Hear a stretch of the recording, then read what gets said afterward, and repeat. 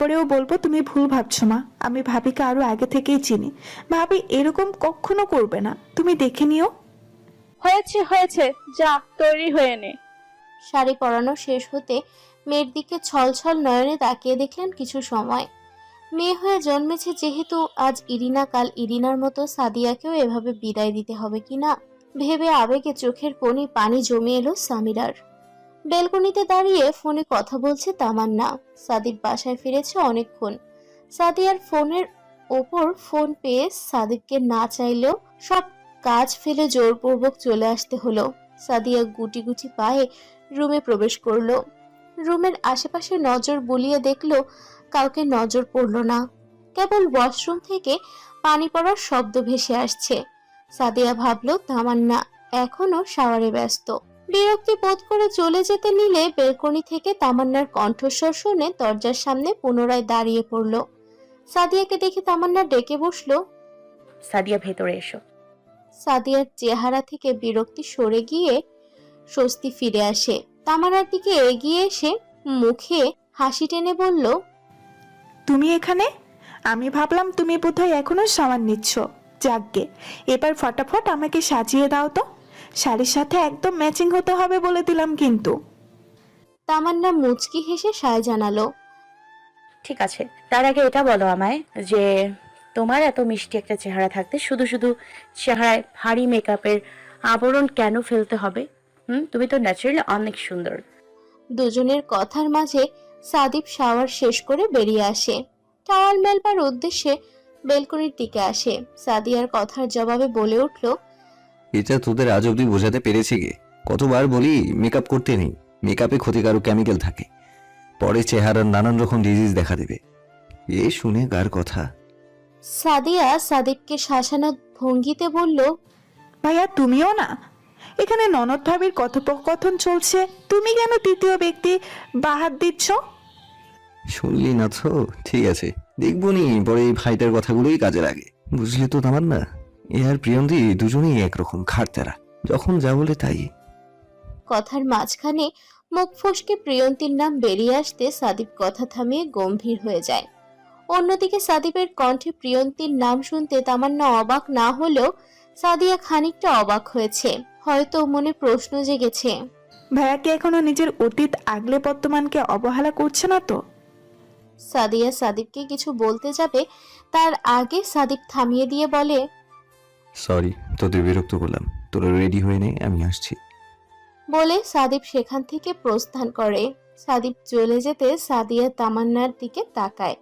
তামান্নার দিকে সান্ত্বনার বাণী ছোঁয়ার আগ মুহূর্তে তামান্না বলে ওঠে, চলো সাদিয়া, দেরি হয়ে গেছে। ওইদিকে তনিমাও রেডি হয়ে বেরিয়ে যাচ্ছে বলল। শিকদার ভিলার সামনে গলি থেকে ঠিক এক গলি পরেই ইরিনাদের বাসা। হেঁটে গেলে 10 থেকে 15 মিনিট খানেক সময় লাগে। সন্ধ্যার পরপর হয়, হেঁটে যেতেও খুব একটা অসুবিধা হওয়ার কথা নয়। তবুও সাদিয়ার বায়না সে রিকশায় যাবে, শাড়িতে সে মোটেও হাঁটতে পারবে না। সাদিয়ার সুবিধা বুঝে সাদিপ রিকশা ডাকলো, কিন্তু বিপত্তি বাঁধলো রিকশায় বসার জায়গা নিয়ে। রিকশায় বসার জায়গা 2 জনের, কিন্তু আমরা তো 3 জন। যুক্তি হলো 3 জনের মধ্যে একজন রিকশার উপরের সিটে বসবে, নয়তো কোলে বসবে। এদিকে সাদিয়া আর আমার পরনের শাড়ি পরে নিশ্চয়ই রিকশার উপরের সিটে বসা যাবে না। বাকি রইল সাদিপ। অবশেষে 3 জনের দ্বিধাদ্বন্দ্বের মাঝে সাদিপকে বাধ্য হয়ে উপরে বসতে হলো। সাদিপ উপরে, তার নিচে সাদিয়া এবং সাদিয়ার পাশে আমি। রিকশার ঝাঁকুনিতে সাদিপের বেহাল দশা। বেচারা পড়ে যাওয়ার ভয়ে বারবার আমার হাতের বাহু আঁকড়ে ধরছে, আর সাদিয়ার রিকশার সিট না ধরে তাকে। সাদিপ সারা রাস্তায় যে ভয়টা পাচ্ছিল, ইরিনাদের বাসার গলির মোড়ে এসে ঠিক সেটাই হলো। অনেকটা তীরে এসে তড়ি ডোবার কাহিনী ঘটল যেন। গলির সামনে আসতে সাদিয়ার সেলফোন বেজে ওঠে।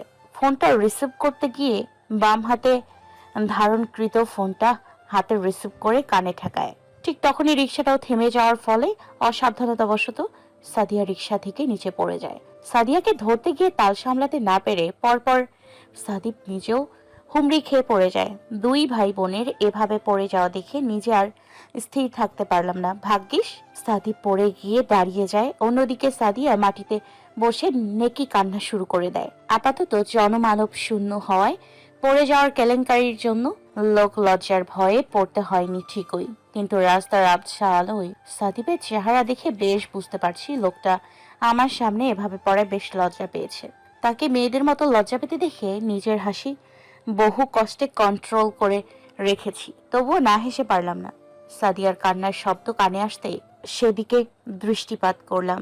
বাম চোখের কোণই ধরে কাতরাচ্ছে বেচারি, হয়তো রাস্তার ভাঙাচূড়া পিচের ওপর পড়ে আঘাত লেগে ছিলে গেছে। তার এভাবে কাতরানো দেখে ফোনের ফ্ল্যাশ লাইটটা অন করে দেখলাম আমার ধারণাটাই ঠিক, কোনো এর পাশটা একটুখানি ছিলে গেছে। সাদিব ততক্ষণের ইশারা ভাড়া চুকিয়ে দিয়ে এসে দাঁড়িয়েছে, কোমরে হাত দিয়ে রাগী গলায় সাদিয়াকে বলল, শাড়ি পরতে না পারলে পড়তে হবে কেন তোর? মানে তেরামি না করলেই নয়। ভাইয়া, আমি হাতে কিন্তু ব্যথা পেয়েছি, তুমি দেখছো না? নেকি স্বরে কান্না করতে করতে বলল, আর তোর জন্য যে আমি পড়লাম তার বেলায়? পড়েছে কোথায়? তুমি তো দাঁড়িয়েছিলে, পড়েছি তো আমি, দেখতে পাচ্ছ না? এখনো সেভাবেই বসে আছি। একেবারে উদ্ধার করলেন আমাকে। একটা দোষ করলে হতো, করেছিস তো দুটো। শুধু শাড়ি পরলে একটা কথা ছিল, তোকে ফোন রিসিভ করতে বলেছিল কে? নেমে করা যেত না? ইসরে, ভালো কথা বলেছিস ভাইয়া। দাঁড়া দেখি, তনিমাকে একটা ফোন করে দেখি মেয়েটা কই আছে, এলো কিনা। বলে সাদিয়া কনুইয়ের ব্যথা ভুলে গিয়ে ফোনে মনোযোগ দিল। সাদিয়া ফোনে কথা বলতে বলতে সামনের দিকে হাঁটা শুরু করে দিল। সাদিয়া যেতে সাদিব এবার আমার দিকে দৃষ্টি নিক্ষেপ করলো। খুব হাসি পাচ্ছে না? আমার জায়গায় তুমি হলে বুঝতে।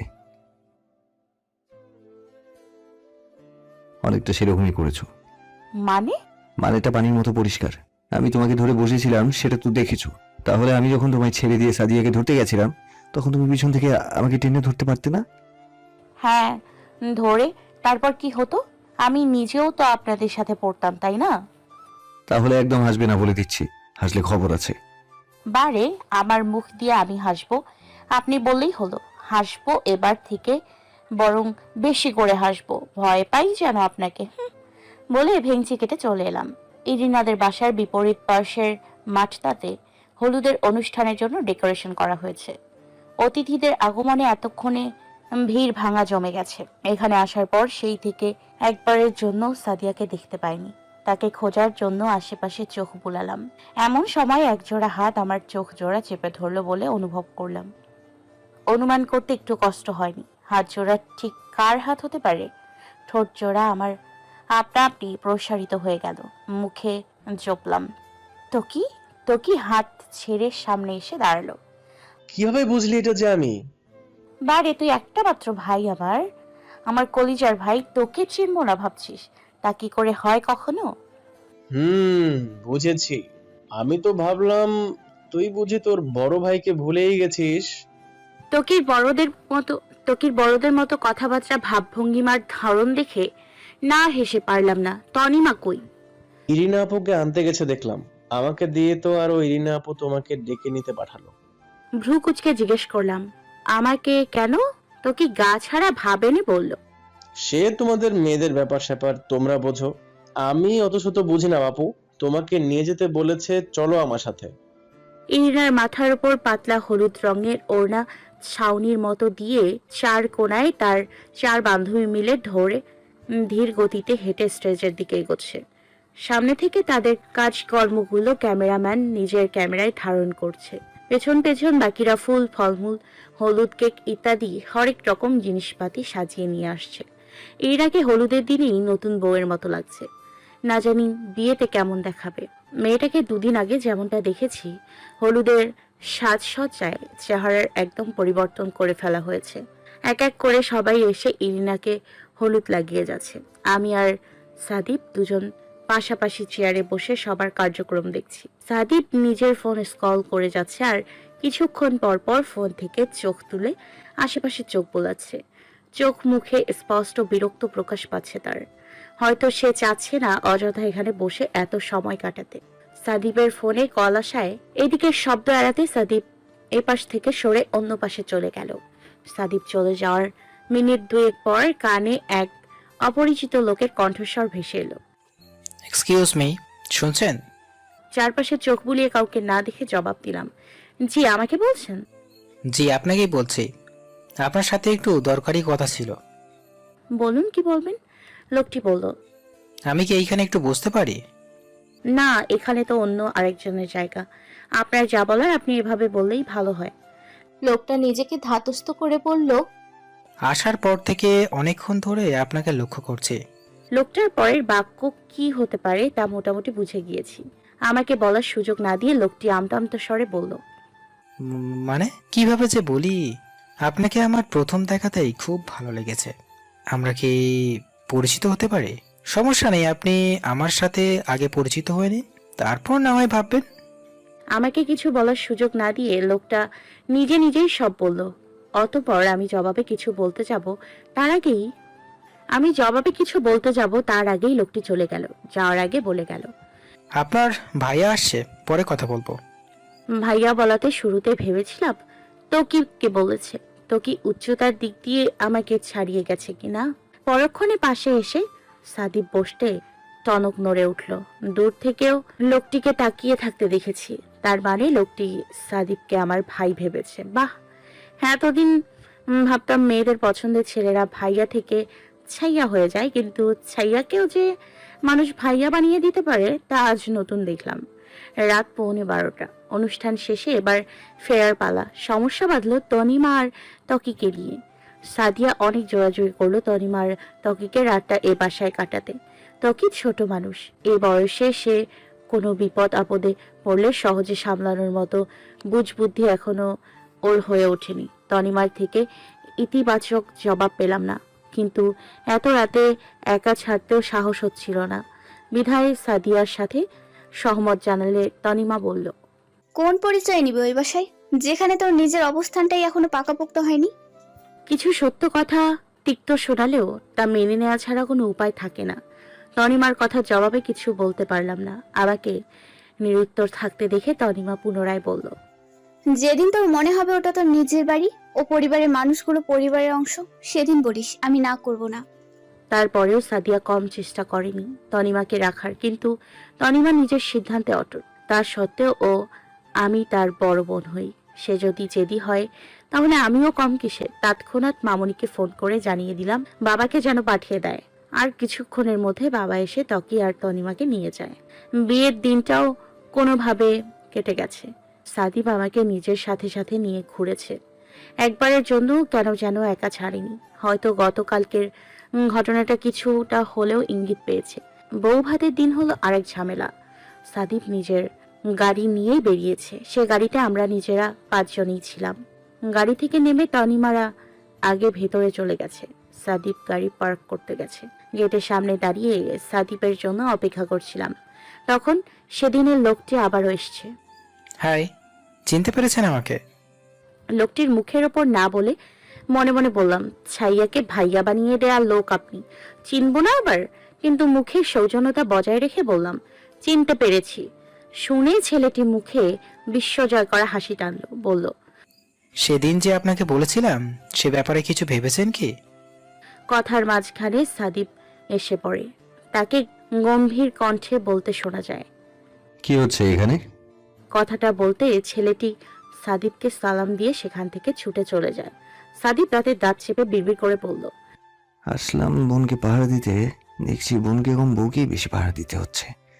বলে আমার দিকে তাকালো। আমাকে আগে থেকে তাকিয়ে থাকতে দেখে বলল, কি হলো, হা করে কি দেখছো? জানি আমি দেখতে ভালো, তাই বলে এইভাবে একদম দেখবে না। সাদিবের কথায় কপট রাগ দেখিয়ে বললাম, ইস, আপনাকে দেখতে বয়ে গেছে আমার। আপনার জন্য দাঁড়ানোই ভুল হয়েছে আমার। একেবারে উদ্ধার করেছে, না দাঁড়ালে তো আমি পথ চিন্তামই না যেন। সাদিবের পাহারায় থাকতে থাকতে দিনগুলো কেটে গেছে। তবে এই 3 দিনে সাদিবের মধ্যে আমার জন্য কিছুটা পরিবর্তন লক্ষ্য করলাম। মনের ভেতরে কেমন এক প্রশ্ন ভীষণভাবে উকি দিতে লাগলো। তা হচ্ছে, সাদিব কি তাহলে আমাকে মেনে নিল, নাকি শুধুই নিজের দায়িত্ব থেকে এত কিছু করা? আমার ভাবনার মাঝে সেলফোনটি সশব্দে বেজে উঠল। ফোনটি হাতে নিতে দেখতে পেলাম তন্ময়ের ফোন। রিসিভ করতে ছেলেটি ব্যস্ত স্বরে বলল, কিরে, কই তুই? তুই কি আজ ক্যাম্পাস আসবি না? কেন, আজ কি আছে ক্যাম্পাসে? আমার কথার জবাবে তন্ময়কে অবাক শোনালো। সে কি এত তাড়াতাড়ি ভুলে গেছিস, নাকি প্র্যাকটিক্যাল মার্কের দরকার নেই? ইস, আমি ভুলেই গেছিলাম। আচ্ছা, আমি এক্ষুনি বের হচ্ছি। আচ্ছা, আমি তোর বাসার সামনে দিয়ে আসছি, তুই ব্যস্ত হোস না। তন্ময়কে কি করে বোঝাই আমি নিজের বাসাতেই নেই? বললে নিশ্চয়ই জানতে চাইবে কোন বাসায় আছি। না, তোকে আসতে হবে না, তুই বরং যা, আমি একাই চলে আসছি। কিন্তু তন্ময়কে কিছু বলার সুযোগ না দিয়ে ফোন কেটে তৈরি হয়ে বেরিয়ে পড়লাম। যাওয়ার আগে একবার সাদীপের মুখোমুখি হয়েছিলাম, দেখে বুঝেছে কোথায় যাওয়ার কথা। আসছি বলে চলে আসতে নিলে আমাকে অবাক করে দিয়ে পেছন থেকে তাকে বলতে শুনেছি, বাসার নিচে গিয়ে দাঁড়াও, আমি আসছি। ক্লাস শেষে অনেকদিন পর বন্ধুদের সাথে ঘুরতে বেরিয়েছি। যাওয়ার জন্য সেরকম কোনো ইচ্ছেও হয়নি। পর মুহূর্তে মনে হলো সারাদিন বাসায় তো থাকি, সারাদিন বিরক্তিকর কাটে, তার চেয়ে তাদের সাথে একটু বেরিয়ে আসি। তাড়াতাড়ি ক্লাস শেষ হয়, তাৎক্ষণিক সবাই বসে পরিকল্পনা করে ফেললো। ঘোরাঘুরি শেষে সবাই খানিকটা ক্লান্তি বোধ করলাম। এদিকে লাঞ্চের সময় হয়, সবাই পাশে এক রেস্টুরেন্টে ঢুকে পড়লাম। আমার ডান পাশে তন্ময় আর বাঁ পাশে আমার কাছের বান্ধবী দোলা। অর্ডার করার সময় হঠাৎ তন্ময় জানালো, অর্ডার করার আগে শোন সবাই, আজকে ট্রিটটা আমি দিচ্ছি, সুতরাং কে কি খেতে চাচ্ছ ভেবেচিন্তে অর্ডার করবে, কিন্তু পরে বলতে পারবা না তন্ময় গিফটটা। মেনু দেখে সবাই কাচ্চিটাকেই আগে বেছে নিল, কারণ এখানকার কাচ্চি বেশ ভালো মানের পাওয়া যায়। খাবার খাওয়ার মাঝে সবাই নানান কথাবার্তা বলছিলাম। বলা যায় বন্ধুরা সবাই একসাথে হলে অবশ্যই সেখানে কথার ফুল ঝুড়ি খুলে বসা হয় কিনা। তাই খাওয়ার মাঝেও সবাই বসে আড্ডা দিচ্ছিলাম। এমন সময় দোলা পাশ থেকে কনুয়ের গুঁতো মেরে বলল, তামান্না সামনে দেখতো, লোকটাকে চিনিস কিনা? প্রত্যেক বন্ধু মহলে এমন একজন ফাজিল বন্ধু অথবা বান্ধবী থাকবে যে কিনা যেখানেই যাক না কেন সব জায়গায় একজনকে পছন্দ করে বসে থাকবে। আমাদের বন্ধু মহলে সেই ফাজিলটা হচ্ছে দোলা। অন্য সময় হলে তাকে সঙ্গ দিয়ে ভালো মন্দ মন্তব্য করতাম, কিন্তু এই মুহূর্তে সবার সামনে সেটা করতে পারছি না। মেয়েটার হিতাহিত জ্ঞান বুদ্ধি লোপ পেতে দেখে বিরক্তি হলাম। বললাম, খাওয়ার সময়ও বেটা মানুষের মুখ দেখা বাদ দিবি না তুই? চুপচাপ বসে খাবার শেষ করতো, এত দিকে তাকাতে হয় না বলে আমি নিজের মতো খাওয়ায় মনোযোগ দিলাম। মধ্যাহ্নের সময়টা লাঞ্চের সময় হওয়ায় হসপিটালে তেমন একটা ভিড় থাকে না। এ সময় অনেকটা হসপিটালে রোগীদের যাতায়াত মুক্ত থাকে। অন্যথায় বিকেল থেকে রাত 8টা নাগাদ রোগীদের ভিড় জমে হসপিটালের করিডোরে। সাদে বেগম তার একজন কলিগ সম্পর্কে তাদের বন্ধুও বলা চলে। নাম ডাক্তার আহসান মাহমুদ, নাম ডাক্তার আহসান মাসুদ। কাজের ফাঁকে দুজন একসাথে প্রায়শই এখানে লাঞ্চ করতে আসে। আজও তার ব্যতিক্রম হয়নি। বুঝলে সাদীপ, স্টুডেন্ট লাইফটা অনেক ভালো ছিল। প্রফেশনাল পর্যায়ে এসে জীবনের আনন্দটাই যেন মাটি হয়ে গেল। দিনগুলো হয় চেম্বারে কাটে, নয়তো বাসায় গেলে বউয়ের মান ভাঙাতে কেটে যায়। কথাগুলো বলার সময় আহসানকে হতাশ শোনালো। আহসানের কথা শুনে সাদিক কোনো প্রতিক্রিয়া ব্যক্ত করলো না দেখে আহসান বলল, তা তুমি তো নতুন বিয়ে করলে, বিবাহিত জীবন কেমন উপভোগ করছো? সাদিক ওপরে চোখ না তুললেই টেবিলে নিবদ্ধ অবস্থায় বলল, ভালোই। সামনে তাকাও। বুঝলে এদের দেখে এক মুহূর্ত আমার ভীষণ হিংসে হচ্ছে। ইস, জীবনের সব ব্যবস্থা পেরিয়ে এদের মতো সব বন্ধুরা মিলে যদি এমন আড্ডা আসর জমিয়ে তুলতে পারতাম। আহসানের কথায় কৌতূহল বশত সাদিক সামনের টেবিলে তাকালো। তাকাতেই পরিচিত কাউকে দেখে কয়েক সেকেন্ডের জন্য সে সেখানেই থমকে গেল। সামনের টেবিলে অন্য কেউ নয়, বরং তার সদ্য বিবাহিত স্ত্রী বসে আছে। সাদিক যতদূর জানে সে এই মুহূর্তে ক্যাম্পাসে থাকার কথা, হয়তো দ্রুত ক্লাস শেষ হওয়ার এখানে এসেছে। থাক না, নিজের মতো ঘুরুক ফিরুক। তাই সে সেদিকে তেমন ভ্রক্ষেপ করলো না। কিন্তু হঠাৎই এক অনাকাঙ্ক্ষিত বাক্য কানে ভেসে আসতে সাদিক তার নিজেকে স্থির রাখতে পারল না। দোলার খোঁচাখুচিতে বেশ বিরক্ত হয়ে সামনে তাকাতে সেখানেই জমে গেলাম। দেখলাম সাদিপ আমার বরাবর সামনে টেবিলে বসে আছে, তবে তার দৃষ্টি টেবিলের দিকে নত। এতক্ষণেও হয়তো সে আমাকে খেয়াল করেনি। পরক্ষণে ভাবলাম, করলেও বা কি, আমরা তো আর দুজন অন্য সব স্বামী স্ত্রীদের মতো নই, কেবল নামমাত্র স্বামী স্ত্রী। সে তো বললই সে তার মতো, আমি আমার মতো। কারোর ব্যক্তিগত জীবনে কেউ অধিকার ফলাতে যাবে না, নামেই কি বা এসে যায়। দোলা কানের কাছে মুখ নিয়ে বলল, দেখ, ও দূরে বসে আছে তোর এককালীন ক্রাশ, যে এখন আরেকজনের জামাই। আহারে ছ্যাঁকা করনি। থাক দোস্ত, আফসোস করিস না, তোর জন্য তন্ময়ই বেস্ট। দোলার কথাটা দুষ্টুমি ছলে বলার উদ্দেশ্য হলেও আমার গায়ে তা কাটার মতো বিঁধেছে। সাদীপকে যে এক সময় আমার ভালো লাগতো ব্যাপারটা একমাত্র দোলাই জানতো। তখন সিএস 2য় বর্ষের ছাত্রী ছিলাম। সাদীপের বাবা আশরাফ শিকদার সাদীপের সাথে আমার বিয়ের ব্যাপারে কথা বললেও তার সে সম্পর্কে গড়ায়নি। সেবার সাদীপ তার বাবা মায়ের সাথে আমাদের বাসায় এসেছিল। সাদীপকে প্রথম দেখাতে আমার ভালো লেগে যায়, কিন্তু আমার ইচ্ছে ছিল একবারে পড়াশোনা শেষ করে বিয়ের পিঁড়িতে বসার। বাবাকে অনুরোধ করেছিলাম বিয়েটা পেছাতে, অন্তত আমার চূড়ান্ত পরীক্ষা অবধি। বাবা বলেছিলেন এ বিষয়ে সাদীপের বাবার সাথে কথা বলবেন, চাইলে তিনি নিজেই এ বিষয়ে মত দিতে পারতেন। তা সত্ত্বেও তিনি সাদীপের বাবার উপর বিষয়টি ছেড়ে দিয়েছিলেন। কারণস্বরূপ সাদীপ অন্যদের থেকে আলাদা, তার চোখের সামনে বেড়ে উঠেছে অনেকটা নিজের ছেলের মতো, তাই তিনি এ পাত্র হাতছাড়া করতে চান না। বাবার কথাই সে সময় ধরে নিয়েছিলাম বিয়েটা বুঝি হয়েই গেল। তখন এই কথাটা আমি কাউকে জানাইনি, একমাত্র দোলা ছাড়া। তন্ময়ের সাথে তখনও আমার ঠিকমতো পরিচয় হয়নি। কয়েকদিন পরে শুনি সাদীপ বিয়েতে রাজি হয়নি, সে অন্য একজনকে পছন্দ করে এবং সে বিয়ে করলে তাকেই করবে। পরবর্তীতে বুঝতে পারি মেয়েটি প্রিয়ন্তী ছিল আমার ব্যাচমেট, তবে আমাদের ডিপার্টমেন্ট ছিল আলাদা। সাদীপ প্রায়ই প্রিয়ন্তীর সাথে দেখা করতে ক্যাম্পাসে আসতো। 4র্থ বর্ষের সময়গুলো অবধি ক্যাম্পাসের কম বেশি সবার কাছে প্রিয়ন্তী পরিচিত মুখ হয়ে গিয়েছিল। সে সুবাদে অনেকেই জানতো সাদীপ প্রিয়ন্তীর বাগদত্তা। দোলার বলা কথায় সে মুহূর্তে কোনো জবাব খুঁজে পেলাম না। আমাদের মধ্যে থেকে একজন সাদীপকে দেখে বলে উঠল, আরে এটা পিয়ন্তির হাজবেন্ড না? দোলা সায়জা নিয়ে বলল, আমিও তো সেটা বলতে যাচ্ছিলাম তামান্নাকে। আমাকে চুপটি করে বসে থাকতে দেখে দোলা হয়তো ভেবেছে আমি তার কথায় মর্মাহত হয়েছি, তাই কথার প্রসঙ্গ পাল্টে ঠাট্টায় মেতে উঠল। কাঁদো কাঁদো গলায় বলল, সবাই বিয়ে করে ফেলতেছে, কয়েকদিন পর দেখবো তামান্না তন্ময়ও করে ফেলবে। আমার পালা যে কবে আসবে? বসন্তে অসময়ের বৃষ্টি স্নাত পরিবেশ, বাহিরে দমকা হাওয়া বইছে। করিডোরে বসে বৃষ্টি বিলাসে ব্যস্ত তামান্না, হাতে একখানা উপন্যাসের বই। মাথার ওপর এনার্জি বাল্বের আলো ছাড়া করিডোর জুড়ে ছড়িয়ে আছে।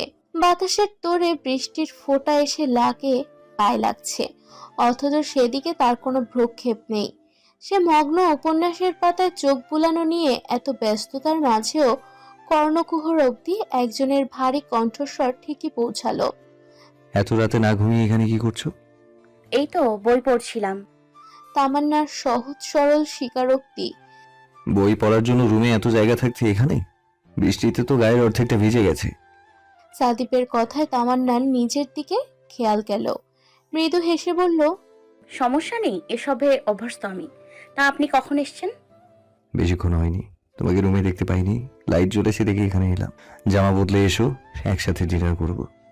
সাদীপের ব্যবহার তামান্নাকে দিনকে দিন অবাক করতে বাধ্য করছে, তবে সাদীপকে বুঝতে না দিয়ে মাথা নেড়ে চলে গেল। তন্ময় কে তামান্না? সাদীপের মুখে তন্ময়ের নাম শুনে আচমকা কাশি উঠে গেল। পানি গলায় নামার পরিবর্তে নাকের আগায় উঠে গেছে। মনে মনে বিড়বিড় করে বললাম, আচ্ছা বাচ্চাধন, তাহলে এই ব্যাপার? তাই তো বলি আসার পর থেকে এত খাতির যত্ন করছে কেন? আস্তে পানিটা খেয়ে শেষ করো, কোথাও যাচ্ছি না আমি, তোমার সব কথা শুনবো। সাদীপকে কথাটা বলার সময় অনেক শান্ত শোনালো। তন্ময়কে আপনি কিভাবে চেনেন? যদিও জেনে বুঝে প্রশ্নটি করেছি, দেখি না তার জবাবটি ঠিক কতটা সঠিক হয়। তোমার সাথে দেখেছিলাম রেস্টুরেন্টে, তোমার বাকি বন্ধুরা বলা বলি করছিল তন্ময়ের ব্যাপারে। ফ্রেন্ড। শুধুই কি ফ্রেন্ড? সাদীপের চোখে কৌতূহল। ডক্টর সাহেব, আপনি কি আমাকে সন্দেহ করছেন? না, তোমার সাথে বাকি দিনের চলার পথটা সহজ করতে চাইছি, যাতে কখনো কোথাও বিন্দুমাত্র সন্দেহের উপদ্রব না দেখা দেয়। সাদীপের আর আমার মধ্যকার সম্পর্ক সেদিনের পর থেকে স্বাভাবিক ধারাতে অব্যাহত চলল। প্রতিদিন আমাকে ক্যাম্পাসের গেটের বাইরে নামিয়ে দিয়ে তারপর সে নিজের গন্তব্যের দিকে এগোয়।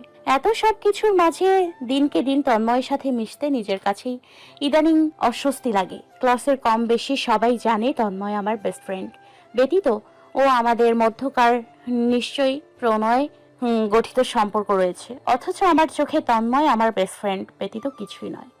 এমনকি তন্ময়ও সেটা বিশ্বাস করে। দোলা আগে প্রায়শই বলতো, তন্ময় তোকে পছন্দ করে, মিলিয়ে নিস একদিন আমার কথা।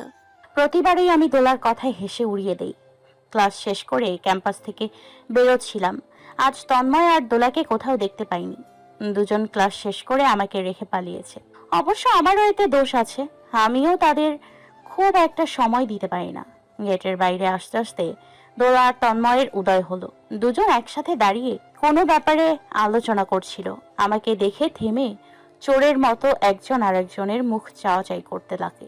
এগিয়ে গিয়ে শুধালাম, কিরে, কি লুকোচ্ছিস দুটোই মিলে? তন্ময় আমতা আমতা করে বলল, কই কিছু না তো, হাতে কিছু দেখেছিস লুকোতে? হাতে না, দুজন মুখের লুকোচ্ছিস। মানে?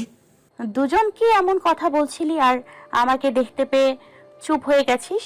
দোলার দিকে তন্ময় ভয়ার্ত দৃষ্টিতে তাকালো।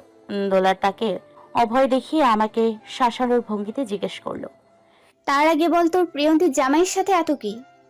প্রিয়ন্তীর জামাইকে কই পেলি? হেয়ালি করিস না তামান্না।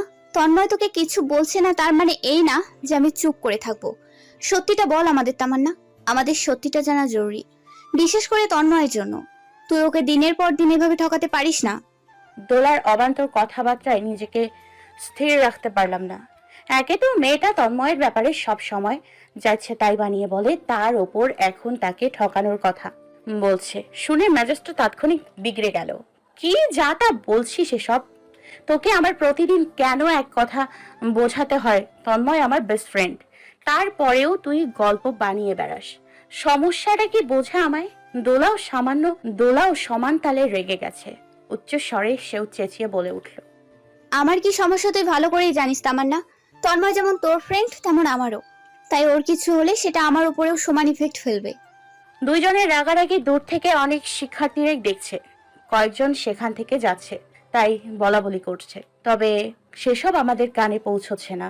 হিতে বিপরীত হবে ভেবে দুজনকে থামাতে তন্ময় বাধা দিতে আসলে দোলা তন্ময়ের উপর আঙুল তাক করে আর চেঁচিয়ে বলে, তুই একদম চুপ থাকবি, এসব তোর জন্য হচ্ছে। তুই কিছু না বললে না বল, কিন্তু আমি চুপ করে থাকার পাত্রী নই, ভুলে যাস না। তন্ময় অবাক হয়ে বলল, আমি আমি কি করেছি আবার? তন্ময়কে সরাতে বললাম, তন্ময় তুই সরে যা, ওকে বলতে দে, ও কি বলে আমিও শুনবো। আমাদের থামাতে না পেরে তন্ময়ের এবার ধৈর্যের বাঁধ ভেঙে যায়। থামবি তোরা? বাচ্চা আছিস এখনো? সামান্য একটা ব্যাপার নিয়ে বাচ্চাদের মতো তখন থেকে ঝগড়া করে যাচ্ছিস, আবার আমাকে বলছিস সরে যেতে। এবার কি মারামারি করবি? তাকে দেখ একবার, সবাইকে তোদের ভালো চোখে দেখছে। তন্ময় আমাদের রেখে এবার সবার উদ্দেশ্যে বলল, আপনারা কি দাঁড়িয়ে কি দেখছেন এখনো? এখানে কি কোনো সার্কাস হচ্ছে? যান নিজেরা যে যার কাজে। তন্ময়ের কথায় দুজন থমকে গেলাম। আমার রাগ তখনও থামেনি। তন্ময় আমাকে কিছু বলতে যাবে তার আগে তাকে বাহবা দিয়ে বলে উঠলাম, দোলা আমাকে এতক্ষণ যা নয় তাই বললো, আর তোর কাছে এটাকে সামান্য ব্যাপার লাগলো? তন্ময়, বাহ, বন্ধুত্বের ভালো প্রতিদান দিলি। দেখ, তুই ভুল বুঝছিস আমাকে। আমি কাউকে ভুল বুঝছি না, তবে তোরা একটা কথা কান খুলে শুনে রাখ। প্রিয়ন্তের হাজবেন্ডের কথা না তো কখনো আমি মিশেছি, না তো সে কখনো আমার সাথে মিশেছে। যাকে আমার সাথে রেখেছি সে স্বয়ং আমার ব্যক্তিগত পার্টনার ছিল, আমার হাজবেন্ড ডক্টর ইরফান সাদিক। আশা করি তোদের আজকের পর এ নিয়ে আর কোনো দ্বিধাবোধ থাকবে না। কথাটা বলে এক মুহূর্ত সময় নষ্ট করলাম না, চলে এলাম নিজের গন্তব্যের দিকে। সাদিবকে আজকে সবার সামনে নিজের হাজবেন্ড বলতে একটুকুও দ্বিধা লাগেনি, বরং উচ্ছ্বাসে বলে দিতে পেরেছি। তন্ময় হতভম্ব হয়ে তামান্নার যাওয়ার পানে তাকিয়ে আছে। কয়েক মুহূর্তের জন্য মনে হলো ওর পৃথিবী উলটপালট হয়ে গেছে। নিজেকে নিজে বোঝাতে লাগলো, এটা সত্যি হতে পারে না। তা মানে নিশ্চয়ই আমার সাথে প্র্যাঙ্ক করছে। কাল মন খারাপ করে বসে থাকতে দেখলে সে ঠিকই বলবে। আরে আবুল, আমি তো তোর রিয়াকশন দেখতে চেয়েছি, বুঝতে চেয়েছি তুই আমাকে নিয়ে কতটা সিরিয়াস। মনকে ব্যর্থ সান্ত্বনা দিতে চাইলো, কিন্তু সে পারবে না কাল পর্যন্ত অপেক্ষা করতে। তাকে যে করেই হোক আজই তামান্নার অভিমান ভাঙাতে হবে। হ্যাঁ, আজই এবং এক্ষুনি। তন্ময় সময় অপচয় করলো না, সাথে সাথে ক্যাম্পাস থেকে বেরিয়ে তামান্নার পেছন পেছন ছুটে চলল। তামান্নাকে আশেপাশে দেখতে না পেয়ে নিজের বাসা ছেড়ে তামান্নার বাসার উদ্দেশ্যে রওনা দিল। নির্বিকার মনে রাস্তার দুধারে হাঁটছি আর কিছুক্ষণ পূর্বে ঘটে যাওয়া ঘটনাটির কথা ভাবছি। সবই তো ভালো চলছিল, হঠাৎ এমন কি বা ঘটে গেল যার জন্য দোলা তন্ময় আমাকে ভুল বুঝবে। পরক্ষণে মনে হলো আবার ওদের সাদিপের ব্যাপারে আগেই জানিয়ে দেওয়া উচিত ছিল, তাহলে এত ভুল বোঝাবুঝির তৈরি কখনোই হতো না। আমার হাঁটার মাঝ দিয়ে ক্যাম্পাসের এক জুনিয়রের সাথে দেখা হয়ে গেল। ছেলেটি আমার পেছন পেছন আসছিল, যা আমি কিছুক্ষণ যাবৎ খেয়াল করেছিলাম। শুরুতে ভেবেছিলাম একই পথে যাচ্ছি তো কি হয়েছে, হয়তো সামনের মোড়ে এসে আলাদা হয়ে যাবে, কিংবা কোনো এক জায়গা থেকে ঠিকই স্থানের বিচ্যুতি ঘটবে। তাই ততটা মাথা ঘামাইনি বিষয়টি নিয়ে। ভাবতে হলো তখন যখন ছেলেটি হঠাৎ করেই সামনে এসে পথ আগলে দাঁড়িয়ে পড়ে। আসসালামু আলাইকুম আপু। সালামের জবাব দিয়ে ছেলেটিকে জিজ্ঞেস করলাম, কিছু বলবে? না মানে আপু, আপনার মন মেজাজ ভালো আছে তো? কথাটি যে ছেলেটির বিদ্রুপান্তক ছিল সেটা বুঝতে বিন্দু মাত্র কষ্ট হয়নি। মানে রাস্তার মাঝখানে পথ আগলে দাঁড়িয়ে জিজ্ঞেস করছো মন মেজাজ ভালো কিনা? অভদ্রতা আমি জায়গা পাচ্ছ না? অভদ্রতা তো বটেই, তবে সেটার কিছু তো আপনি এখনো দেখেননি সিনিয়র আপু। আমার পথ থেকে সরো, যেতে দাও। কেন সরবো কেন? রাস্তা কি আপনার বাপের? ছেলেটির বেহায়াপনা আমাকে তেতে উঠতে বাধ্য করেছে। তোর রাস্তা কি তোর বাপের, যে রাস্তার মাঝখানে এসে আমার পথ আটকাবি? আমাকে তেতে উঠতে দেখে ছেলেটি অশ্লীল গালি উচ্চারণ করলো। তেজ দেখেছো? ভালোই ভালোই ভাব জমাইতে আইলাম, মানলি না। এবার খারাপ কথাটাই কওয়া লাগবো মনে হইতাছে। প্রতিদিন যে গাড়িওয়ালার লগে আসছো না, তার সাথে থাইকা লইয়া চাইলে আসিস, এর থেকে ডবল রেট দিমু তোরে। ছেলেটি ডিপার্টমেন্টের জুনিয়র, তাও মাত্র এক ব্যাচের, অথচ ছেলেটার ব্যবহার এত নোংরা হবে সেটা যেন ভাবনাতীত। মনে হচ্ছে আমার সারা শরীরে কেউ আগুন জ্বালিয়ে ছারখার করে দিচ্ছে। হিতাহিত জ্ঞান হারিয়ে আশেপাশে তাকিয়ে লাঠি চাটা খুঁজতে ব্যস্ত হয়ে পড়লাম। হাতের কাছে বড় এক খণ্ড ইট খুঁজেও পেলাম। ইট খানি হাতে নিয়ে ছেলেটির দিকে এগিয়ে যেতে ছেলেটি পিছিয়ে যেতে যেতে বলল, দেখ ভালো হবে না কিন্তু, আমার কিছু হলে তোর অবস্থা খারাপ করে ছাড়বো। আগে নিচে বেঁচে তো ফের। আমাকে থামাতে না পেরে ছেলেটি জানের ভয়ে তাৎক্ষণিক দৌড়ে সেখান থেকে পালালো। আমি জোরে চেঁচিয়ে ছেলেটিকে উদ্দেশ্য করে বললাম, একটু ছুড়লাম আর বললাম, তোর ঘরে মা বোন নেই, তাদের এভাবে অফার করে দেখিস? রাগে ফুঁসতে ফুঁসতে সেদিনের মতো বাড়ি ফিরে এলাম। ও কারোর প্রতি মান অভিমান এতটুকু কমেনি। বাসায় ফিরতে ঘটে গেল আর এক ঘটনা। কলিং বেলের শব্দে সাদিবের মা সামিরা দরজা খুলে দিলেন। ওনার চেহারা দেখে বুঝতে পারলাম তিনি কোনো বিষয় নিয়ে ভীষণ রেগে আছেন। আমাকে দেখে সরাসরি মুখের ওপর কিছু না বলে বাবাকে নিয়ে পড়লেন। দরজা খুলে তিনি চলে যেতে উদ্যত হলেন, সাথে মুখে চিরাচরিত বুলি ঝরতে ভুললেন না। আরেকজন তো এনেছেন বন্ধুর মেয়ে, তাকে কিছু বলতেও পারি না, বললেই সব দোষ আমার। ভেবেছি ছেলেকে বিয়ে করিয়ে কোথায় শান্তি মতো পায়ের উপর পা তুলে আরাম করব, তার হয়েছে কই? যত জ্বালা হয়েছে তো আমার, থাকবো না আমি এ বাসায়। আজই আমি চলে যাব সব ফেলে। ব্যাগপত্র সোফায় ফেলে মায়ের পেছন পেছন গেলাম ওনার রাগ করার উৎস খুঁজতে। ওনার সাথে কথা বলতেও আমার আজকাল ভয় লাগে, তবুও বললাম, মা কিছু হয়েছে? আমার গলার স্বর শুনে তিনি চুপ হয়ে গেছে। হয়তো ভাবলেন কথা বলবেন না, অস্বাভাবিক কিছু। তিনি এমনিতেও আমার সাথে খুব একটা কথা বলেন না। মা বলুন না কি হয়েছে। তিনি ফোঁস করে শ্বাস ছাড়লেন। বুঝলাম শাশুড়ি মায়ের রাগ এখনো কমেনি। মামুনির কাছে শুনেছি হাদিসে রাসূল সাল্লাল্লাহু আলাইহি সাল্লাম বলেছেন, যখন তোমাদের কেউ রাগ করে তখন সে দাঁড়ানো থাকলে সে যেন বসে পড়ে। এতে যদি তার রাগ চলে যায় ভালো, না হলে তবে সে যেন শুয়ে পড়ে। সাথে তিনি আরো বলেছেন, নিশ্চয় রাগ শয়তানের পক্ষ থেকে, আর শয়তান আগুনের তৈরি। নিশ্চয় পানির দ্বারা আগুন নির্বাপিত হয়। অতএব আমাদের কেউ যদি রাগান্বিত হয় সে যেন অজু করে। ওনাকে তো এই মুহূর্তে রান্নাঘরে শুতে বলতে পারি না, কিংবা অজু করতে বলার কথাও বলতে পারি না, যদি হিতে বিপরীত কয়েক বাক্য শুনিয়ে বসেন। তাছাড়া আমার পক্ষে যেসব কিছুর সম্মুখীন হতে হয়েছে তাতে করে নতুন কিছু শোনার মানসিকতাও নেই। ওনার দিকে এক গ্লাস পানি এগিয়ে দিয়ে টুল টেনে বললাম, মা আপনি একটু এখানে বসুন এবং পানিটা খান। মা কি মনে করলেন জানি না, তিনি আমার মুখের দিকে একবার তাকালেন, তারপর বসে পানিটুকু 3 চুমুকে খেয়ে দম নিলেন। এরপর ওনাকে খানিকটা শান্ত হতে দেখে আস্তে আস্তে জিজ্ঞেস করলাম, মা কি হয়েছে একটু বলবেন প্লিজ? সামিরা গম্ভীর কণ্ঠে বলল, সকালে কাজের মেয়েটি আসেনি, এদিকে মতির মাও ছুটিতে গেছে। একা একা সব কাজ সামলানোর জো খুঁজে পাচ্ছিলাম না। আমি ওনার কথায় স্তব্ধ হয়ে রইলাম। হয়তো আমি আজ বাইরে না গিয়ে ওনাকে সাহায্য করলে এত কিছুর সম্মুখীন হতাম না।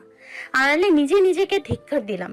মা, আপনি এই কথাটা আমায় সকালে একবার যদি বলতেন। মা আমার মুখের দিকে তাকিয়ে কপাল ভাঁজ করে ফেললেন আর বললেন, থাক, তার দরকার হয়নি, আমি একাই সব সামলেছি। যাও, তুমি ফ্রেশ হও।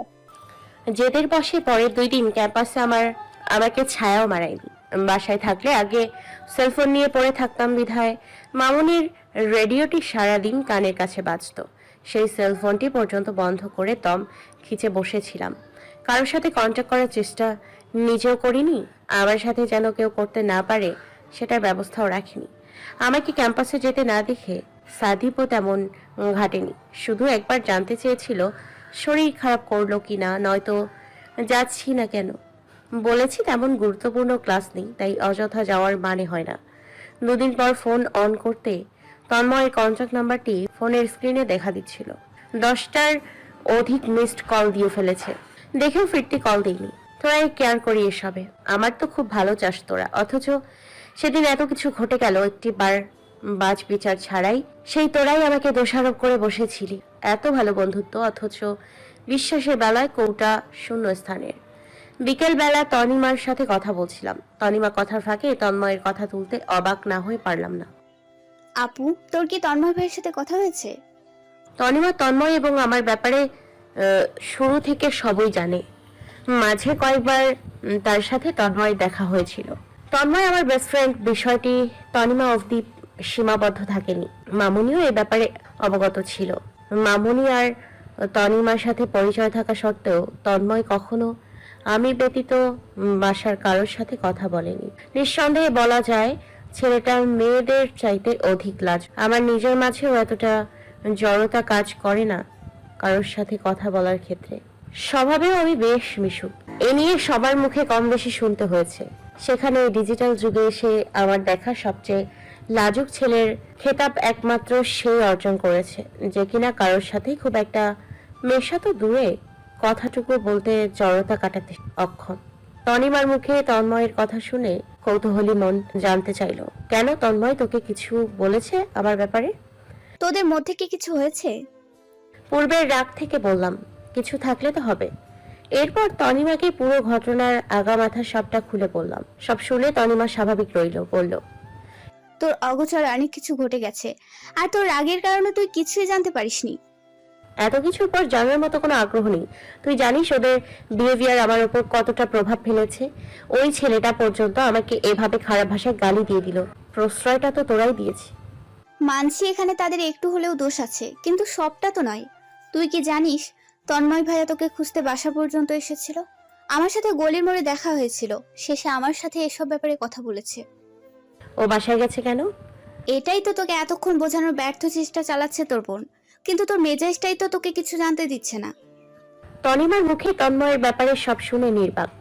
পুরো ব্যাপারটা বুঝতে কিয়ৎ পরিমাণ সময় নিলাম। অতঃপর তনিমার সাথে অন্তঃপূর্ণে ফোন আলাপের পর্ব সমাপ্তি ঘটালাম।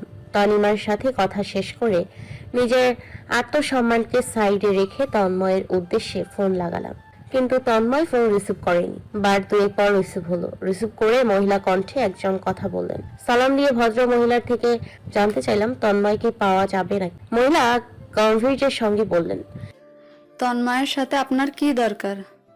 তন্ময়ের মুখে ওর মায়ের শক্তপোক্ত ব্যক্তিত্বের কথা গত 2 বছর যাবৎ শুনছি, তাই তো বুঝতে এতটুকু অসুবিধা হয়নি মহিলা ওর জন্মদাত্রী হবেন। পরিচয় কি বলবো মনে করতে শেষে বলে দিলাম, আন্টি আমি তন্ময়ের ক্লাসমেট। ওকে তো আজ ক্লাসে দেখিনি, তাই ভাবলাম একবার খবর নিয়ে দেখি। শেষেরটুকু মিথ্যে বানিয়ে বললাম, নয়তো তিনি যদি সন্দেহ করে বসেন। যদিও পুরো কথাটাই আন্দাজে ঢিল ছোঁড়ার মতো ছিল। তবে ভাবছি সে যদি সকালে বাসা থেকে ক্যাম্পাসের কথা বলে বের হয়, তাহলে নির্ঘাত কপালে শনি আছে। আমাকে অবাক করে দিয়ে আন্টি জানালেন, তন্ময় একটু অসুস্থ, তাই যায়নি। সামনের কয়েকদিন ও যেতে পারবে না। ভদ্রমহিলার সন্দেহের কথা আপাতত বিবেচনা করা জরুরি মনে করলাম না। সরাসরি জিজ্ঞেস করলাম, তন্ময়ের কি হয়েছে আন্টি? আগে বলো তোমার নাম কি? যাকে তাকে তো আর আমার ছেলের ইনফরমেশন দিয়ে দেওয়া যায় না, তাই না? পরিচয় জানিয়ে দিতে ওপাশ থেকে কয়েক সেকেন্ড কোনো সাড়া পাওয়া গেল না। পরক্ষণে শোনা গেল, 2 দিন আগে তন্ময়ের রোড অ্যাক্সিডেন্ট হয়েছে, এখনো হসপিটালেই আছে। আন্টি কাইন্ডলি আমাকে কি একটু হসপিটালের নামটা বলবেন প্লিজ? ভদ্রমহিলা হসপিটালের নাম বলে কথোপকথনের ইতি টানলেন। হসপিটালের নামটি শুনে চমকপ্রদ লেগেছে, কারণ স্বরূপ এই হসপিটালেই তো সাদিপ থাকবে। থাকলে থাকুক, আপাতত কিছু জানানোর প্রয়োজন মনে করছি না। একেবারে গিয়ে বুঝিয়ে বলবো, নিশ্চয়ই আপত্তি করবে না সে। আশ্চর্যজনকভাবে আমি হসপিটালের করিডোরে পা রাখতেই সাদিপের সাথে দেখা হয়ে গেল। আমি তাকে দেখে অবাক হলেও সে আমাকে দেখে এতটুকু পরিমাণও অবাক হলো না, যেন সে আগে থেকেই জানতো আমি এখানে আসবো। এতক্ষণ তন্ময়ের সাথে দেখা করার প্রবলতর উৎসাহ কাজ করলেও সাদিপকে দেখার পর সব কোথাও যেন উধাও হয়ে গেল। সাদিপের চেহারা দেখে নিজের মাঝে বেশ সংকোচ বোধ কাজ করছিল। ঠোঁটে কৃত্রিম হাসি ফুটিয়ে সাদিপের দিকে এগিয়ে গেলাম। সাদিপ, আসলে আমি তোমার কাছেই যাচ্ছিলাম। আমার কাছে কেন? তুমি তো সহজে আমার সাথে খুব একটা কথা বলো না, আর হঠাৎ করে তোমার যে এত উন্নতি হলো। সাদিপের বিস্মিত চেহারা দেখে বুঝলাম তাকে বোঝানোর ব্যর্থ চেষ্টা করছি আমি। এরপর তাকে কি বলবো সেটা ভাবতে গিয়ে এবার কথাগুলো গলা পর্যন্ত এসে আটকে গেছে। বহু কষ্টে নিজেকে সংযত করে জিজ্ঞাসু দৃষ্টিতে তাকিয়ে বললাম, ঠিক বুঝলাম না। এই যে আমাকে তুমি আগে ডাকতে ডাক্তার সাহেব, এমনকি সকালেও এ নামে রেখেছিলে, এখন এক দৌড়ে নাম ধরে সম্বোধন, তার উপর আপনি থেকে তুমি। ভাববার বিষয় না বলো? গায়ে পরিধানকৃত ওড়নাটির এক কোণা তর্জনীতে পেঁচাতে লাগলাম। মনে মনে সৃষ্টিকর্তার কাছে প্রার্থনা করছি, প্লিজ আল্লাহ, আমার ভুলের জন্য এবার সাদিপ যেন ভুল না বুঝে আমায়। আমার বিষণ্ণ মুখখানি নজরে পড়তে সাদিপ শব্দ করে হেসে ফেলল। তার চেহারার ভাবখানি এমন যেন কেউ ওর সামনে খুব হাসির কৌতুক বলেছে।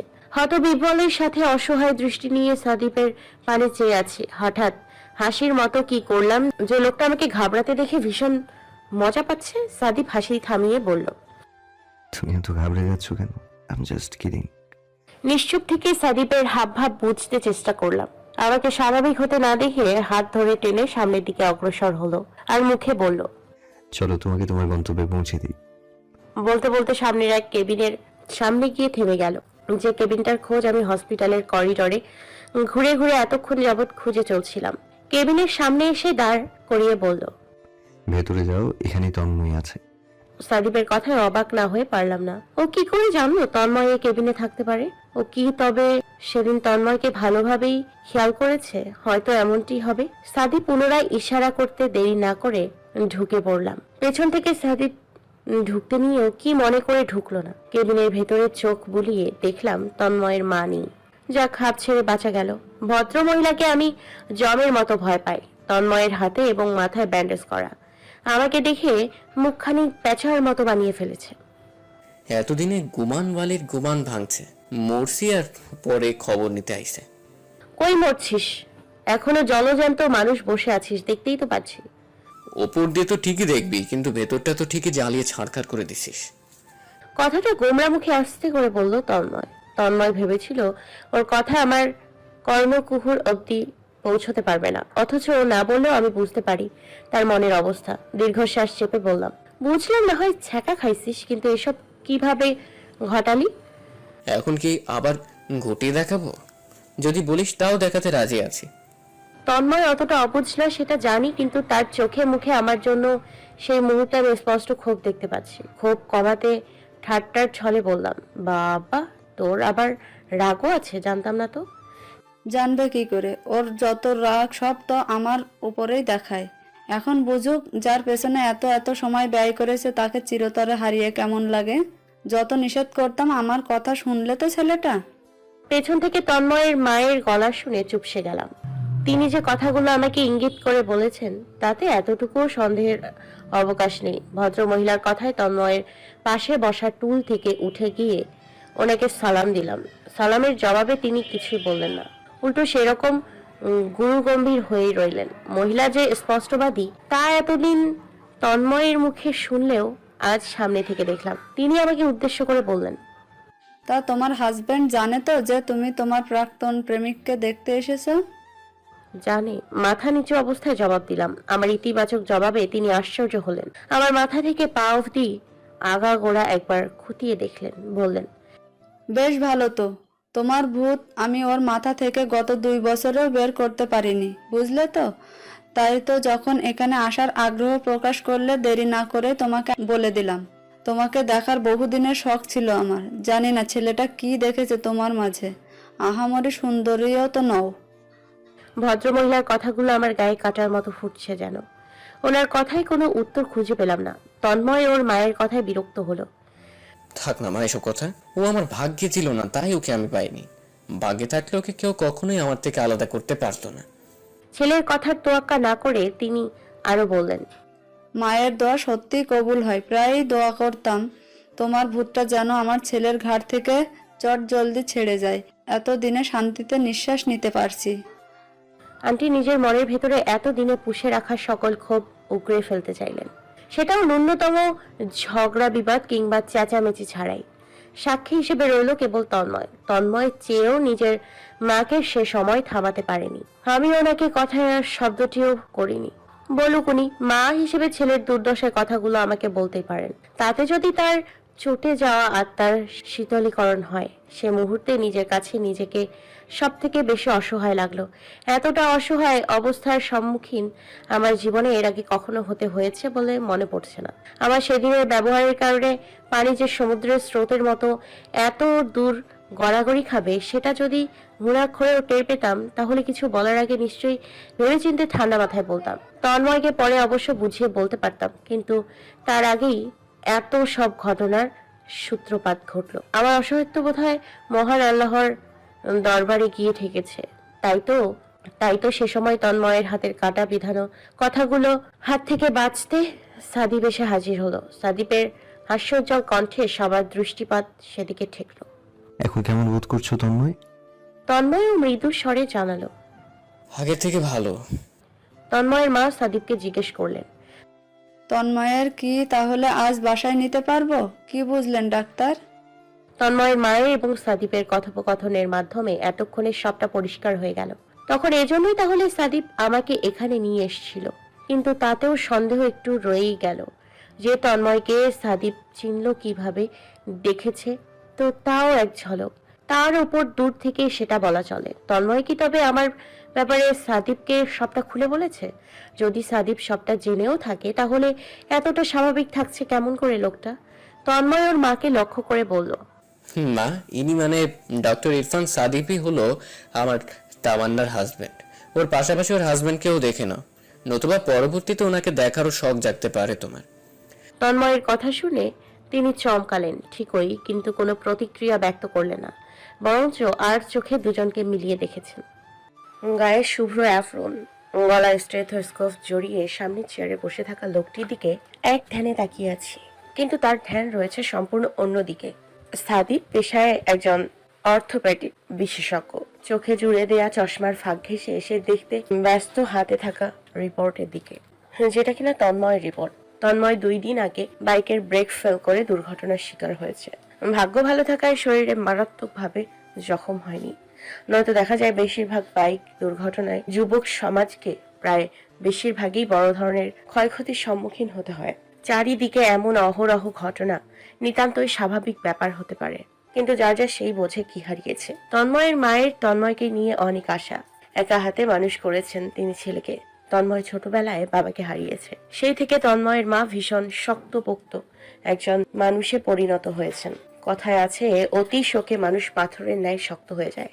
ওনার ব্যাপারটা ঠিক সেরকম। তন্ময়েরও সেরকম কিছু হতে পারত। আল্লাহর অশেষ রহমত আর তখন ওর মায়ের বলা ওনার দোয়ার কথা। মায়ের দোয়ায় ওনার ছেলে বড় ধরনের দুর্ঘটনার হাত থেকে বেঁচে গেল। তন্ময়কে রিলিজ দেওয়া হয়েছে। সাথে সাদীপ তন্ময়কে আগামী 1 সপ্তাহের জন্য বেড রেস্টে থাকার পরামর্শ দিয়েছে। তন্ময়রা চলে যাওয়ার আগে আন্টি আমাকে আর সাদীপকে নতুন জীবনের জন্য শুভ কামনা জানালেন। অন্যদিকে তন্ময় মুখ ঘুরে অন্য পাশ ফিরে আছে। মুখে কোনো কথা না বললেও ওর চোখ জোড়া অনেক কিছুই বলতে চাইছিল। তন্ময়রা চলে যাওয়ার পর এতক্ষণ যাবৎ লুকিয়ে রাখা দীর্ঘশ্বাস ছাড়লাম। তন্ময় চলে যাওয়ার পর সাদীপও আগের তুলনায় খানিকটা গম্ভীর হয়ে গেছে। আমাকে বলল, টায়ার্ড লাগছে নিশ্চয়ই, বাসায় যাবে না? না, তেমন কিছু না। তুমি কখন ফিরবে? যদিও সাদীপ ইদানিং বাসায় তাড়াতাড়ি ফিরে যায়, যা দেখে বাবার সাদিয়ার আশঙ্কা। সাদীপের মতি গতির পরিবর্তন ঘটেছে। আমার মুখে তুমি সম্বোধন শুনে সাদীপের ভ্রু জোড়া কুঁচকে গেল। হাত ঘড়িটির দিকে নজর বুলিয়ে দেখলো দুপুর পেরিয়েছে অনেকক্ষণ। লাঞ্চটা কি বাসায় ফিরে করবে নাকি বাহিরেই করবে? এতক্ষণ তন্ময়ের মায়ের কথাগুলো ভেবে খারাপ লাগছিল, কিন্তু এখানে সাদীপের কথা শুনে বরং খারাপ লাগা থেকে মেজাজ বিগড়ে যেতে চাইলো। বহু কষ্টে সংযত করছি, ইচ্ছে করছে মুখের উপর দু চারটা কথা বলে বসি। আগে তন্ময়কে আজীবন আবুল বলে এসছি, বলতাম তুই আসলেই একটা নিরামিষ, কিছুই বুঝিস না। ছেলেটাও মজার ছলে বলতো, আমাকে এখন নিরামিষ বলছিস? দেখে নিস তোর জামাই এর থেকে বড় নিরামিষ হবে। তার বদদোয়া যে সত্যি ফলে যাবে যদি আগে ঘুণাক্ষরেও টের পেতাম। মানে আমি বুঝি না কেমনে কেউ বলবে না আমি বাইরে খাই না, প্লিজ ঘরে ফিরে চলুন। মনের কথা মনে ধামাচাপা দিয়ে বললাম, তোমার তো বাসায় ফিরতে দেরি হবে তাই না, আমি বরং বাসায় চলে যাই। সাদীপের হেলদোল না দেখে হাঁটা ধরলাম। এখানে আর ঠিক কাজ নেই, তন্ময়কে দেখার দরকার ছিল, দেখেছি। সাথে অবশ্য ওনার সাথেও দেখা হয়ে গিয়েছে। প্রতিদিনকার সাদীপের সাথে আজকের সাদীপের মধ্যে একটু অমিল খুঁজে পেলাম। উজ্জ্বল শ্যামলা বর্ণের লোকটাকে এক এক পরিবেশে এক এক রকম লাগে। উনি কি দেখতে আসলেই এতটা সুন্দর, নাকি ওনার অর্ধাঙ্গিনী হওয়ার ওসিলায় আল্লাহ তাআলা আমার চোখেই ওনাকে সবচেয়ে সুদর্শন করে দিয়েছেন? কই বিয়ের আগে যে কয়দিন দেখেছি তখনও তো এত ভালো লাগতো না। হসপিটালের সামনে দাঁড়িয়ে আছে একটা সিএনজির জন্য, পরিবেশের রোদের তীব্রতা তেমন নেই। সূর্য আস্তে আস্তে পশ্চিম দিকে হেলে যাচ্ছে। সাদীপ পাশে এসে দাঁড়িয়েছে, কখনো খেয়াল করিনি। কর্ণকুহুরে তার শান্ত গলায় ধ্বনি পৌঁছতে মৃদু কেঁপে উঠলাম। মুখে হাসি ফুটিয়ে বললাম, তুমি কখন নিচে নেমে এলে? মানুষটার চোখের দৃষ্টি অদ্ভুত, আমাকে উদ্দেশ্য করে বলল, তোমার পরপরই দেখলাম তোমার প্রতিক্রিয়া কেমন হয়। সাদীপ পরম যত্নে আমার হাত তার হাতের দ্বারা আঁকড়ে ধরল। হুটহাট অধিকার বোধ দেখানোতে রাগ করা উচিত কিনা জানি না, আমার কাছে বরং তার অধিকার বোধ প্রয়োগ করাটাই এক আলাদা শান্তি দিচ্ছে। সব থেকে বেশি অবাক লাগছে তার এত সহজে সবটা মানিয়ে নেয়া দেখে। এভাবে বলা ফওয়া ছাড়া সামনের দিকে অগ্রসর হতে দেখে কৌতূহলী মন জানতে চাইলো আমরা কোথায় যাচ্ছি। চলো, গেলেই দেখতে পাবে। গাড়ি চলছে অজানা গন্তব্যের দিকে, যে গন্তব্যের শেষটা আমার জানা নেই। কিয়ৎক্ষণ সময় চলার পর গাড়িটি একটি রেস্টুরেন্টের সামনে এসে দাঁড়ালো। ভেতরে ঢোকার সময় ভাবলাম, যাক তন্ময়ের দোয়া বিফলে গেল তাহলে। এতক্ষণ খিদের প্রকোপ বেশি না পেলেও এখন মনে হচ্ছে খিদায় আবার পেটের ভেতর ইঁদুর বাদুর সব ছোটাছুটি করতে শুরু করেছে। মেনু কার্ডে চোখ যেতে সবার আগে নজর পড়লো কাচ্চির দিকে। কাচ্চি আর বিরিয়ানি দেখলে আমার মাথা এমনিতেই ঠিক থাকে না। সাদীপ সামনে বসে ফোনে মনোযোগ দিয়ে বলল, কি খাবে অর্ডার করো। ক্ষুধার্ত পেট বলছে তোকে এই কাচ্চিটাই খেতে হবে, কিন্তু মন মস্তিষ্ক বলছে সামলে তামান্না, সামনের লোকটার কাছে তো নিজের ভদ্রতা বজায় রাখতে হবে নাকি, নয়তো মান ইজ্জত সব তো ধুলোই উড়িয়ে দিবি। ভদ্রতা সূচক বললাম, তুমি অর্ডারটা করে দাও না। সাদীপ তীক্ষ্ণ দৃষ্টিতে তাকিয়ে বলল, শিওর তুমি? আমি দেবো বলছো? এত শিওরের কি আছে? মনের অবস্থাটা বুঝে কাচ্চিটাই দিয়ে দিন না। আমাকে খোঁচা দিয়ে ভদ্র মহিলার মুখোশ থেকে বের করিয়ে আনবে নাকি লোকটা, কিন্তু মাথা নাড়িয়ে সমস্যা নেই বলে সম্মতি জানালাম। সাদীপ ফোন রেখে মেনুতে মনোযোগ দিল। ওয়েটারকে ডেকে সাদা ভাত, মাছ, সবজি, মাংসের অর্ডার দিয়েছে। ওয়েটার চলে গেলে আমার দিকে তাকিয়ে পুনরায় জানতে চাইল। সাদীপের এমন কাণ্ডে কিং কর্তব্য বিমূঢ় হয়ে রইলাম। মনে মনে মাথা চাপড়ালাম। দূর, কচুর ভদ্রতা দেখাতে গেলাম। কোন কুক্ষণে যে বললাম না কাচ্চির কথা, তবুও সাদীপকে বুঝতে না দিয়ে বললাম, না সমস্যা নেই। সেদিন সারা বিকেল বাইরে সাদীপের সাথে কাটিয়েছি। এই প্রথম এতটা সময় ধরে দুজনে বাইরে বেরিয়েছি। কখনো ভাবিনি সাদীপ এত হাসি খুশি প্রাণোচ্ছল একজন মানুষ। তার বাহির এবং ভেতরটা সম্পূর্ণ আলাদা। এতদিন নিজের ভেতরে হাসি খুশি মানুষটাকে যে কিভাবে সে লুকিয়ে রেখেছে কে জানে। নিজেই নিজের ভাগ্যকে নিয়ে গর্ববোধ করতে ইচ্ছে হচ্ছিল। প্রিয়ন্তীকে সেই মুহূর্তে কাছে পেলে নিশ্চয় খুশিতে আত্মহারা হয়ে এতগুলো ধন্যবাদ জানিয়ে দিতাম। সন্ধ্যার পরপর দুজনকে একসাথে বাসায় ফিরতে দেখে সবার চোখ ছানা বড়া। লক্ষ্য করলাম বাসায় বাবা আর মামুনির উপস্থিতি। আমাদের দেখে সকলের মুখে প্রশান্তির হাসি ফুটে উঠল, শুধুমাত্র একজন ব্যতীত। তিনি হচ্ছেন আমার শাশুড়ি, অর্থাৎ সাদীপের মা। উনি দুজনকে পাশাপাশি দেখে আড়ালে সটকে গেলেন। কেন জানি না, একমাত্র তিনিই আছেন যিনি আমার সাদীপের বনিবনা পছন্দ করেন না। বাবা মামনি সন্ধ্যার পরপরই চলে যান। তনিমা আর ত্বকি আসেনি, তারা বাসায় একা আছে বিধায় বাবা মা আমার সাথে দেখা করতে চলে গেছেন। তনিমা না আসার পেছনে বড়সড় কারণ আছে, তাই তো বিয়ের দিন ব্যতীত তনিমা এ বাসার মুখ হয়নি। রুমে এসে আমি বিছানার বুকে ঝাঁপিয়ে পড়লাম। সাদীপ তখনও আসেনি, হয় ড্রয়িং রুমে নয়তো তার মায়ের কাছে আছে। আজ তো এক মা পাগল ছেলে, এখনো সবার আগে এসে তার মাকেই চাই। শাশুড়ি হয়তো এজন্যই ছেলেকে সারাদিন চোখে হারান, সাথে ছেলের বউকে মনে করেন চক্ষুশূল। এসব ভাবতে ভাবতে ঘুমের চোখটা প্রায় লেগে এসছে। প্রায় 8 ঘন্টা খানেক বাদে দরজা খোলার শব্দ কানে ভেসে এলো। যাকে সে আসুক বা না আসুক, এতক্ষণে সাদিপ চলে এসছে। যাকে সে আসুক বা না আসুক তাতে আমার কি, আমার ঘুম হলেই হলো। চোখে ঘুম লেগে থাকলেও পুরোপুরি হুঁশ হারাইনি তখনও। আমার পাশে সাদিপের উপস্থিতি টের পাচ্ছি। পিটপিট করে চোখ খুলে দেখার চেষ্টা করছি কি করছে। চোখ খুলতে দেখি সে এদিকে তাকিয়ে গভীর মনোযোগ দিয়ে কিছু একটা ভাবছে। যদিও চশমার উপরের গ্লাসে তার চোখ জোড়া স্পষ্ট বোঝা যাচ্ছে না যে সে ঠিক কোন দিকে তাকিয়ে আছে। আদৌ কি এদিকে কিনা সে বিষয়েও না। আমাকে চোখ খুলতে দেখে বলল, ঘুমাওনি? সন্দিহান হয়ে বললাম, তার আগে বলুন আপনি কোন দিকে তাকিয়েছিলেন? সাদিপ মুচকি হাসলো, চোখ দিয়ে ইশারা দিল যাতে সম্পূর্ণ আলাদা অর্থ বহমান রয়েছে। জিজ্ঞেস করলো, কেন, কোন দিকে তাকিয়েছি? তার হাসিতে আমার নিজের দিকে খেয়াল হলো। তাকিয়ে দেখলাম পায়জামা অনেকটা পায়ের ওপর পড়ে গেছে। ওনাটার অবস্থা ঠিকঠাক মতো নেই। ধাতস্থ হয়ে বললাম, আপনাদের চোখ এত দিকে যায়, ইস, একটু লাজ লজ্জা নেই? আপনাদের? হ্যাঁ আপনাদের। তা আপনাদের বলতে কাদের বুঝিয়েছো? আমার আগে কি অন্য কারোর সাথে রাত কাটিয়েছো নাকি? সাদিবের কথায় থতমত খেয়ে গেলাম। না তো। তাহলে আপনাদের কেন বললে?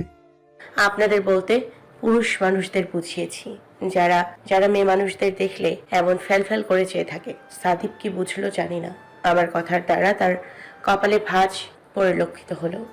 তুমি এভাবে বেসামাল হয়ে থাকবে আর কেউ তাকালেই বলবে দোষ? আর তাকালে এতই যখন লাগে তখন নিজের দিকে খেয়াল রাখতেও জানতে হয়। আমি দেখলেই তোমার দেখতে হবে কেন? তুমি দেখবেন না? পরের বার থেকে যেভাবেই থাকি না কেন অন্য দিক ফিরে তাকিয়ে থাকবে, বুঝলে? পারবো না। পারবেন না মানে? পারবে না মানে? তুমি পারবে, তোমার ঘাড় পারবে। সাদিপ আমার কথায় বিরক্ত বোধ করলো। তামান্না, এবার একটু বেশি হচ্ছে না? আমি প্রচন্ড টায়ার্ড, আমাকে সাইড দাও। সাদিপের ক্লান্তির কারণ বুঝতে পেরে নিজেকে নিজে ধিক্কার জানালাম। সত্যি একটু বেশি বাড়াবাড়ি হয়ে গেছে। সারাদিনের অক্লান্ত পরিশ্রমে বেচারা ক্লান্ত বোধ করারই কথা।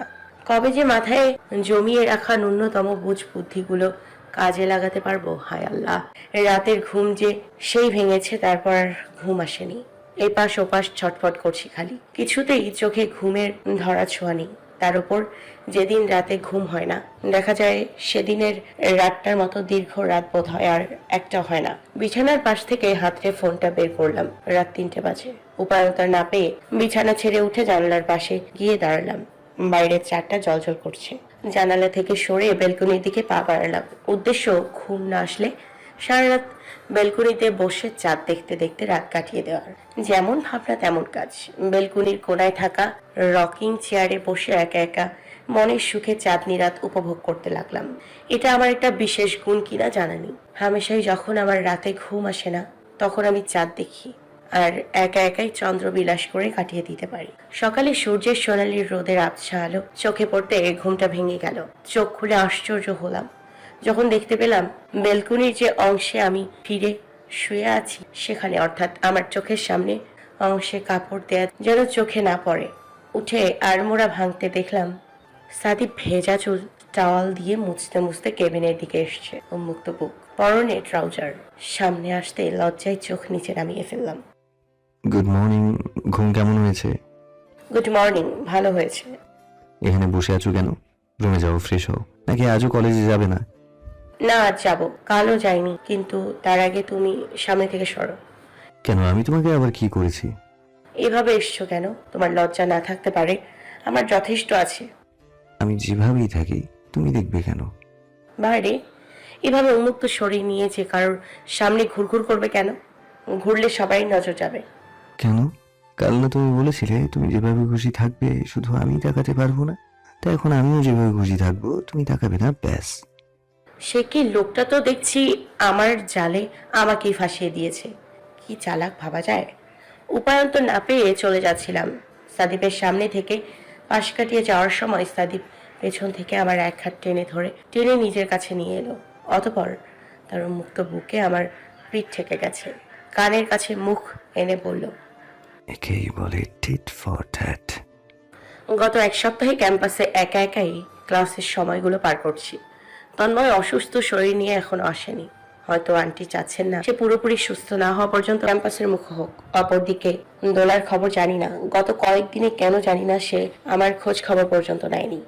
আমার প্রতি তার এত কিসের অভিযোগ যে এক নিমিষে 3 বছরের বন্ধুত্ব কয়েক সেকেন্ডে নষ্ট করে দিল। সাদিপের সাথে আমার সম্পর্কটা বাকি সব দম্পতির মতো স্বাভাবিক হতে শুরু করেছে। এখন আর সেও প্রিয়ন্তীর কথা মনে করতে চায় না।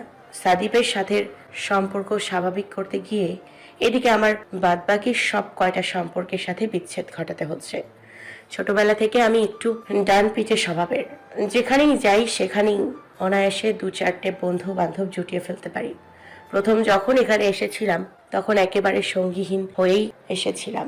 সব বন্ধু বান্ধব অন্য সব ভার্সিটিগুলোতে অ্যাডমিশন নিয়েছিল, কেবল আমি ব্যতিক্রম ছিলাম।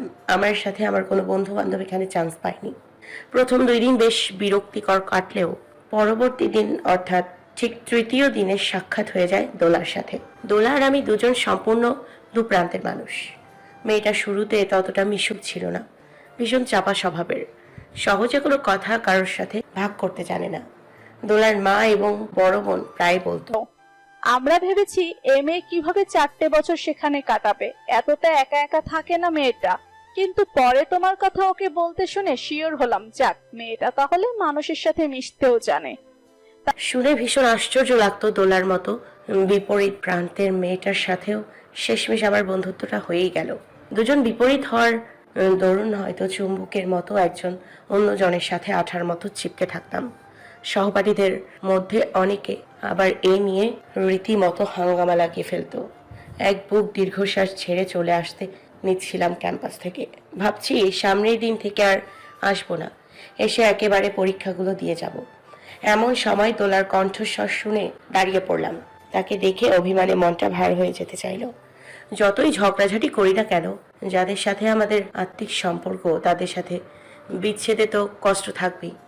বিচ্ছেদ যে কেবল প্রেমিক প্রেমিকার মধ্যে হয় এমনটাও না, বিচ্ছেদ বন্ধুত্বের মাঝেও হয়। অন্তত আমার কাছে তো বন্ধুত্বের বিচ্ছেদটাই সবচেয়ে বেশি বেদনাদায়ক মনে হয়।